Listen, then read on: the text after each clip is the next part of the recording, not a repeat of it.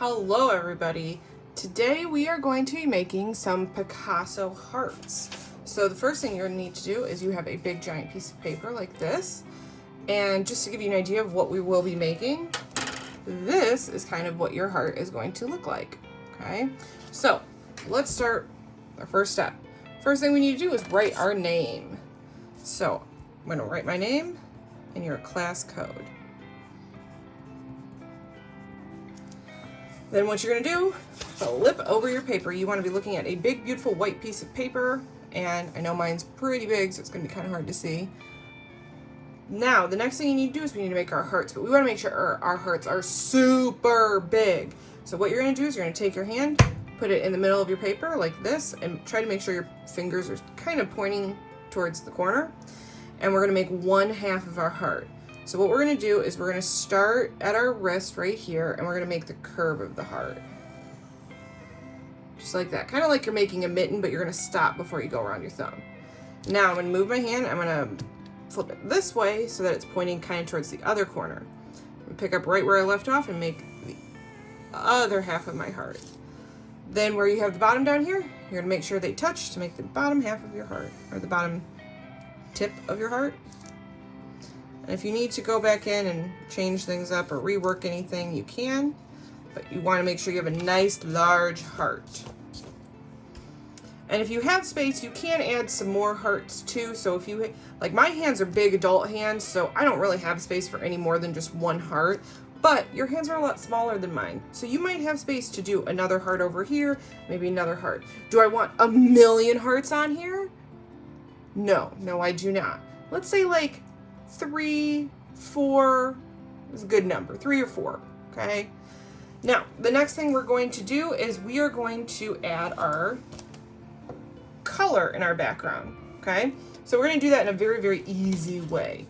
So what you're going to do is you're going to pick 2 warm colors, and let's take a look at my example. Do you think red would be a good color to pick here? If I want my heart to be red, do you think my background should also be red? No, because then it's gonna like blend in. We don't want that. So if you know that you want your heart to be like red and pink like mine, then I would choose yellow and orange. But maybe you want your heart to be different colors. So make sure that whatever colors you choose in the background are not going to be in your heart, okay? So I'm going to stick with my red and pink heart. So I'm going to do orange and yellow. And what you're going to do is you're going to do 1/4 of your paper with a color, then do another 1/4 of your paper, and then another 1/4 of your paper. Kind of like you're making a 4 square. So I'm going to make my colors. And it's okay, you don't have to be super perfect with this, because we're going to color it, or not color, cover the heart with squares. So if you go over the line a little bit, it's okay, because you're not going to see that, because we're going to glue paper over the top. And then I want it to go down about this far. And I'm making sure that I'm using the big fat side of my marker to give me the biggest, thickest lines I can do. I don't want skinny little lines, that's going to take forever. I want nice, wide, fat lines, so I'm using that part of my marker, the nice flat side. Okay, now if this side is orange, can this side be orange? This bottom quarter? No. If this is orange, can this square be orange? No. So you're going to go diagonal, you're going to go across. So this bottom corner can be orange. So again, I'm going to make my lines so I know where to stop, because I might get carried away with coloring, and you don't want that. Paper.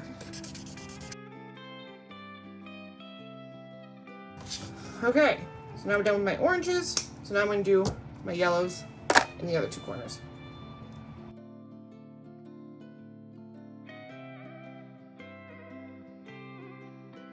Okay, very simple. Now that I am done with my background, I can start tackling my heart. So what you're going to need is you're going to need a glue stick, and a pair of scissors. Not throwing them, because that's very dangerous. got caught on something. All right, so I got my glue stick and I have my scissors.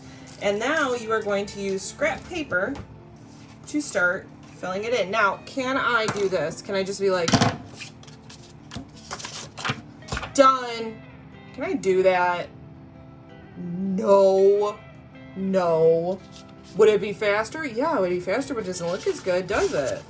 Like, look at, which one's better? This one? Or that? Ah, I thought so. This one, not so good. So, what we're going to do is you're going to cut tiny squares. We want tiny squares, okay? And we're going to cut and glue them down. Now, reminder, I don't want to see you guys doing this. I don't want to see you going like, okay, I'm going to cut a strip, and then I'm going to cut, maybe. I'm going to cut and cut and cut and cut and cut. And I'm just going to make a big old pile, and then I'm going to keep cutting, and I'm going to keep making my pile bigger and bigger, and I'm going to just keep cutting, and then guess what happens? I'm going to say, it's time to clean up. Have I glued anything down? No, I haven't. So, we don't want to do this. We don't want to make a big giant pile. This is what we want to do, friends, is we want to take our scissors, cut maybe 2 or 3 pieces. I'm just going to do that a little bit. Then I'm going to glue. So cut and glue, cut and glue. Now, first we're going to start out on the line of our heart. And when you use your glue stick, do I smash it down onto the paper? No. You just gently glide it. You might need to go back and forth a few times. And then you pick up your pieces and you stick it. Now, I know some kids and some teachers like to teach that like you put it on here and then like you rub it, but you can do that. It would work. I don't like it because I think my hands get even stickier doing that, and I don't like that. So you could do it like this and then gently take it and then stick it like that. I don't like doing that. I like just putting it on the paper where it's bigger and I'm not going to get as much of a mess, and then following the line of my heart. Now my pieces need to be close together, so they can be a little on top of each other. That's okay, but we don't want big giant gaps, okay? So the first thing you're going to do is you're going to go around your heart. All right, so now that you have done your heart, you are now going to do the inside of your heart. And you can change up your colors. It doesn't need to all be one color. You can do kind of a pattern if you want. I just wanted mine to kind of look like confetti, so I just put a bunch of different colors of pinks and reds all in my heart.